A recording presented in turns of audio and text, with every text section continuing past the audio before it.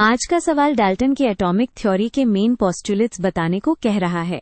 फिर हमें ये कनेक्ट करना है कि कौन से postulates law of conservation of mass और लॉ ऑफ डेफिनेट प्रोपोर्शंस को सपोर्ट करते हैं, और एंड में मॉडर्न साइंस के हिसाब से इस थ्योरी की लिमिटेशंस भी डिस्कस करनी है। इसको क्लियर बनाने के लिए हम एक simple particle style diagram imagine करेंगे। इससे फिक्स्ड रेशियोज और रीअरेंजमेंट वाला आइडिया इंस्टेंटली समझ आता है। चलो पहले डाल्टन के मेन पोस्टुलेट्स को सीधे और क्रिस्प वे में लिस्ट करते हैं। यह बेस बनेगा, फिर हम लॉज से लिंक करेंगे। अब law of conservation of mass का कोर आइडिया क्या होता है? रिएक्शन में टोटल मास सेम रहता है। डाल्टन के हिसाब से ये तब नेचुरल हो जाता है जब एटम्स न क्रिएट होते हैं न डिस्ट्रॉय, बस रीअरेंज होते हैं।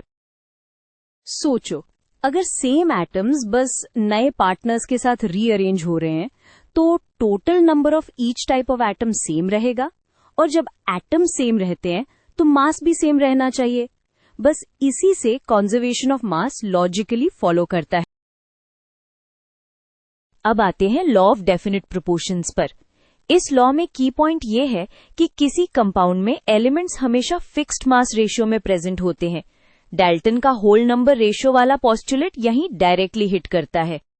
यहाँ लॉजिक ये है, अगर कंपाउंड बनने के लिए एटम काउंट्स फिक्स्ड रेशियो में लॉक्ड है और हर एलिमेंट के एटम्स का मास डेफिनेट है, तो टोटल मास रेशियो भी फिक्स्ड हो जाता है। इसीलिए एक कंपाउंड का कॉम्पोजिशन कांस्टेंट मिलता है, चाहे सैंपल कहीं से भी लो। अब लास्ट पार्ट, लिमिटेशंस। डाल्टन ने एटम्स को इंडिविजिबल बोला था, पर आज हम जानते हैं एटम के अंदर इलेक्ट्रॉन्स, प्रोटॉन्स, न्यूट्रॉन्स होते हैं, और सेम एलिमेंट के एटम्स आइडेंटिकल मास वाले भी नहीं होते बिकॉज आइसोट्रॉप्स एग्जिस्ट। तो रैप अप करते हैं, डाल्टन के पोस्टुलेट्स ने केमिकल रिएक्शंस के लेवल पर कंजर्वेशन ऑफ मास और डेफिनेट प्रोपोर्शंस को ब्यूटिफुली एक्सप्लेन किया। बस मॉडर्न केमिस्ट्री ऑफ फिजिक्स ने एटम के इंटरनल स्ट्रक्चर और न्यूक्लियर चेंजेस दिखाए जहां डाल्टन के असम्पशंस ब्रेक हो जाते हैं।